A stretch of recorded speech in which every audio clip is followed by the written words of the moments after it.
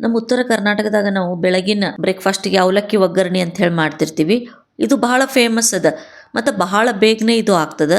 ಇದೇ ಸಿಂಪಲ್ ಆದ ಅವಲಕ್ಕಿ ಒಗ್ಗರಣೆನ ನಾನು ಒಂದು ಹೊಸ ರೀತಿ ಒಳಗೆ, ಒಂದು ಹೊಸ ಟೇಸ್ಟ್ ಒಳಗೆ ಹೇಗೆ ಮಾಡೋದು ಹೇಳ್ಕೊಡ್ತೀನಿ. ಇದ್ರ ಸಲುವಾಗಿ ಒಂದು ಸ್ಪೆಷಲ್ ಮಸಾಲೆ ಮಾಡ್ತದೆ, ಅದ್ರದ್ದು ರೆಸಿಪಿನೂ ನಾನು ಶೇರ್ ಮಾಡ್ಲಿಕತ್ತೀನಿ. ಇವತ್ತು ನಾವು ಅವಲಕ್ಕಿ ಒಗ್ಗರಣೆಯನ್ನು ಒಂದು ಹೊಸ ರೀತಿ ಒಳಗೆ ಮಾಡೋಣ. ಇದು ಫೇಮಸ್ ಇಂದೋರಿ ಸ್ಟೈಲ್ ಪೋಹಾ, ಬಹಳ ಟೇಸ್ಟಿಯಾಗಿರ್ತದೆ. ಹರೇ ಶ್ರೀನಿವಾಸ, ರೇಖಾಸ್ ವೆಜ್ಜಿ ಫ್ಯೂಷನ್ಗೆ ಸ್ವಾಗತ.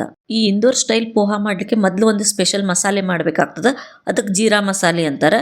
ಅದಕ್ಕೆ 2 ಟೇಬಲ್ ಸ್ಪೂನ್ ಜೀರಿಗೆ ತೊಗೊಂಡಿನಿ, 1 ಟೇಬಲ್ ಸ್ಪೂನ್ ನಾವು ಈ ಬಡೆ ಸೋಂಪು, ಆಮೇಲೆ ಅರ್ಧ ಟೀ ಸ್ಪೂನ್ ಲವಂಗ, ಅರ್ಧ ಟೀ ಸ್ಪೂನ್ ಮೆಣಸು, 2 ಸಣ್ಣ ಸಣ್ಣದು ದಾಲ್ಚಿನ್ನಿ ಅಂದ್ರೆ ಚಕ್ಕೆ ತೊಗೊಳ್ರಿ, 1 ಈ ಚಕ್ರ ಮೊಗ್ಗು, ಎಲ್ಲವನ್ನು ಲೋ ಫ್ಲೇಮಲ್ಲಿ ಹುರ್ಕೋಬೇಕು.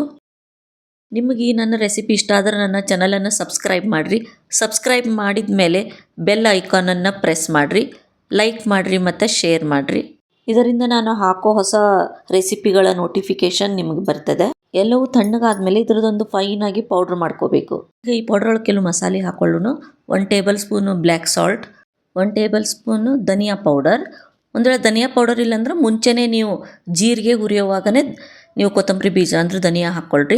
1 ಟೀ ಸ್ಪೂನ್ ಸಕ್ಕರೆ, 1 ಟೇಬಲ್ ಸ್ಪೂನ್ ಚಾಟ್ ಮಸಾಲ, ಆಮೇಲೆ 1 ಟೇಬಲ್ ಸ್ಪೂನ್ ಕೆಂಪು ಖಾರದ ಪುಡಿ. ಎಲ್ಲವನ್ನು ಒಟ್ಟಿಗೆ ಮಿಕ್ಸ್ ಮಾಡ್ಕೊಳ್ರಿ. ಈ ಜೀರಾ ಮಸಾಲ ರೆಡಿ ಆಗ್ಯದ. ಇವಾಗ ಇದನ್ನು ಒಂದು ಏರ್ಟೈಟ್ ಬಾಕ್ಸ್ ಒಳಗೆ ಹಾಕಿ ನೀವು ಬಹಳ ದಿನಗಳವರೆಗೂ ಸ್ಟೋರ್ ಮಾಡಿಡ್ಬೋದು. ಈವನ್ ಇದನ್ನು ನೀವು ಸ್ಯಾಂಡ್ವಿಚ್ಗೆ ಅಥವಾ ಚಾಟ್ಗೂ ಯೂಸ್ ಮಾಡ್ಬೋದು. ನಾವು ಅವಲಕ್ಕಿ ಒಗ್ಗರಣೆ ಒಂದು ಹೊಸ ರೀತಿಯೊಳಗೆ ಹೇಗೆ ಮಾಡೋದು ಹೇಳ್ತೀನಿ. ಇದು ಮೀಡಿಯಮ್ ತೆಳ್ಳಗಿರೋ ಅವಲಕ್ಕಿ, ನಮ್ಮ ಕಡೆ ಅವಲಕ್ಕಿ ಒಗ್ಗರಣೆಗೆ ತೊಗೋತೀವಲ್ಲ ಆ ಅವಲಕ್ಕಿ. ಇದು ನಾನು 2 ಕಪ್ ತೊಗೊಂಡಿನಿ. ನೀವು ಎಷ್ಟು ಬೇಕೋ ಅಷ್ಟು ತೊಗೊಳ್ರಿ. ನಿಮ್ಮ ಅಳತೆಗೆ ಎಷ್ಟು ಬೇಕೋ ಅಷ್ಟು ನೀವು ಅವಲಕ್ಕಿನ ತೊಗೊಳ್ರಿ.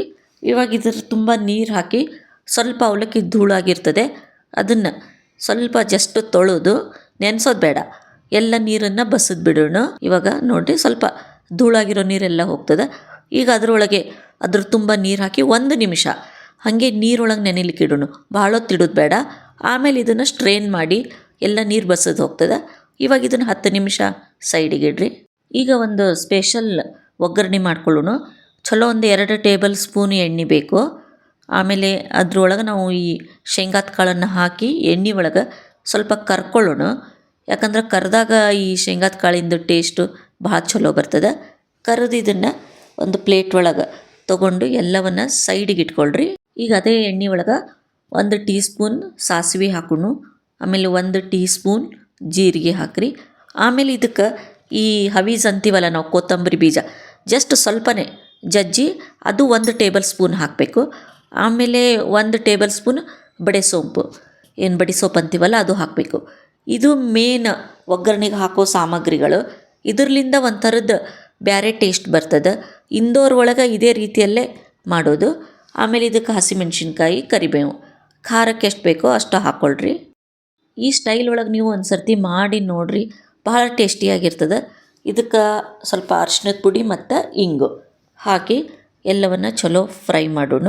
ಇವಾಗ ಗ್ಯಾಸನ್ನು ಆಫ್ ಮಾಡಿ, ಈಗ ಈ ಕಡೆ ನಮ್ಮದು ನೆನೆದಿರೋ ಅವಲಕ್ಕಿ ಎಷ್ಟು ಚಂದ ಉದುರಾಗ್ಯದ ನೋಡಿರಿ. ಈ ರೀತಿ ಆಗಬೇಕು. ಇದಕ್ಕೆ ಎಷ್ಟು ಬೇಕೋ ರುಚಿಗಷ್ಟು ಉಪ್ಪು ಹಾಕ್ಕೊಳ್ರಿ. ಆಮೇಲೆ ಒಂದು 2 ಚಮಚ ಸಕ್ಕರೆ ಹಾಕೋಣ. ಸ್ವಲ್ಪ ಈ ಅವಲಕ್ಕಿ ಒಗ್ಗರಣೆಗೆ ಸಕ್ಕರೆ ಜಾಸ್ತಿ ಹಾಕಬೇಕು. 1 ರಿಂದ 2 ಚಮಚ ಎಷ್ಟು ಬೇಕೋ ಅಷ್ಟು ಹಾಕ್ಕೊಳ್ರಿ. ಆಮೇಲೆ ಒಂದು 2 ಟೀ ಸ್ಪೂನ್ ನಾನು ಇದಕ್ಕೆ ಲಿಂಬೆ ರಸ ಹಾಕ್ಲಿಕತ್ತೀನಿ. ಅದನ್ನು ನಿಮ್ಗೆ ಎಷ್ಟು ಬೇಕಷ್ಟು ಹಾಕ್ಕೊಳ್ರಿ. ಎಲ್ಲ ಚಲೋ ಕಲಿಸ್ಕೋಬೇಕು ನಾವು. ಇವಾಗ ನಾವು ಮಾಡಿರೋ ಒಗ್ಗರಣೆ ಏನದ ಇದು ಅವಲಕ್ಕಿ ಮೇಲೆ ಹಾಕ್ಕೋಬೇಕು. ಆಮೇಲೆ ಒಂದು ಜ್ಞಾಪಕ ಇರಲಿ, ನಾವು ನೆನೆಸಿರೋ ಅವಲಕ್ಕಿ ಯಾವ ಜರಡಿ ಒಳಗೆ ಬಸಿದೀವಲ್ಲ ಅದೇ ಜರಡಿ ಒಳಗೆ ಈ ಎಲ್ಲ ಕೆಲಸಗಳನ್ನು ಮಾಡ್ಕೋಬೇಕು. ಆಮೇಲೆ ಸ್ವಲ್ಪ ಕೊತ್ತಂಬರಿ ಸೊಪ್ಪು ಹಾಕಿ ಎಲ್ಲ ಚಂದ ಕಲಿಸ್ಕೋರಿ. ಇನ್ನು ಸ್ವಲ್ಪ ಉಪ್ಪು, ಸಕ್ಕರೆ ಅಥವಾ ಹುಳಿ ಅಂದರೆ ಲಿಂಬೆ ರಸ ಬೇಕಾದ್ರೆ ನೋಡಿ ಹಾಕ್ಕೊಳ್ರಿ. ಇದು ಸ್ವಲ್ಪ ಹುಳಿ ಸಿಹಿಸಿ ಮತ್ತು ಖಾರವಾಗಿರ್ತದೆ. ನಾವು ಡೈರೆಕ್ಟ್ ಬೇಯಿಸಂಗಿಲ್ಲ, ಉಗಿ ಒಳಗೆ ಬೇಯಿಸ್ಕೋಬೇಕು. ಒಂದು ದೊಡ್ಡ ಪಾತ್ರೆ ಒಳಗೆ ನೀರು ಹಾಕ್ಕೊಳ್ರಿ. ಒಂದು ಸ್ಟ್ಯಾಂಡ್ ಇಟ್ಟು ಅದ್ರ ಮೇಲೆ ಒಂದು ಪ್ಲೇಟ್ ಇಟ್ಟು ಈ ಅವಲಕ್ಕಿ ಹಾಕಿರೋ ಜರಡಿನ ಅದ್ರ ಮೇಲೆ ಇಡೋಣ. ಈಗ ಇದ್ರ ಮೇಲೆ ನೀವು ಒಂದು ಗಟ್ಟಿ ಇರೋ ಮುಚ್ಚಳ ಮುಚ್ಚಿ ಇದನ್ನು ಒಂದು 8 ರಿಂದ 10 ನಿಮಿಷದವರೆಗೂ ಉಗಿ ಒಳಗೆ ಬೇಯಿಸಬೇಕು. ಇದನ್ನು ನೋಡಿರಿ, ಉಗಿ ಒಳಗೆ ಎಷ್ಟು ಚಂದ ಬೇಯ್ದು ಬಂದದ. ಇವಾಗ ಯೂಶ್ವಲಿ ನಾವು ಅವಲಕ್ಕಿ ಒಗ್ಗರಣೆ ಮಾಡಿದ ಬುಟ್ಟಿ ಒಳಗೆ ಹಾಕಿ ಕಲಿಸ್ತೀವಿ. ಇದು ಆ ರೀತಿ ಅಲ್ಲ. ಈಗ ಬಿಸಿ ಬಿಸಿಯಾದ ಅವಲಕ್ಕಿ ಒಗ್ಗರಣೆ ಯಾವ ರೀತಿ ಸರ್ವ್ ಮಾಡಬೇಕು, ಈ ಇಂದೋರ್ ಒಳಗೆ ಯಾವ ರೀತಿ ಮಾಡ್ತಾರೆ ನೋಡಿರಿ. ಪ್ಲೇಟ್ ಒಳಗೆ ಅವಲಕ್ಕಿ ಒಗ್ಗರಣೆ ಹಾಕಿ ಲಿಂಬೆ ರಸ, ಆಮೇಲೆ ನಾವು ಮಾಡಿರೋ ಜೀರಾ ಮಸಾಲೆ ಸ್ವಲ್ಪ ಜಾಸ್ತಿ ಹಾಕಬೇಕು. ಆಮೇಲೆ ನಾವು ಕರೆದಿಟ್ಟಿರೋ ಶೇಂಗಾದ ಬೀಜ ಎಷ್ಟು ಬೇಕೋ ಅಷ್ಟು ಹಾಕ್ಕೊಳ್ರಿ. ಆಮೇಲೆ ಈರುಳ್ಳಿ ಬೇಕಾದವರು ಈರುಳ್ಳಿ ಹಾಕ್ಕೊಳ್ರಿ, ಬ್ಯಾಡ ಅಂದವರು ಬಿಡ್ಬೋದು.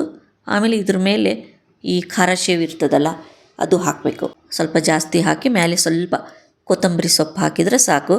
ಈ ಇಂದೋರ್ ಸ್ಟೈಲಿನ ಪೋಹ ರೆಡಿಯಾಗಿದೆ. ನಿಮಗಿದು ಹೇಗೆ ಅನ್ನಿಸ್ತು ಅನ್ನೋದನ್ನು ಕಾಮೆಂಟ್ಸ್ ಮಾಡಿ ಹೇಳ್ರಿ. Thank you.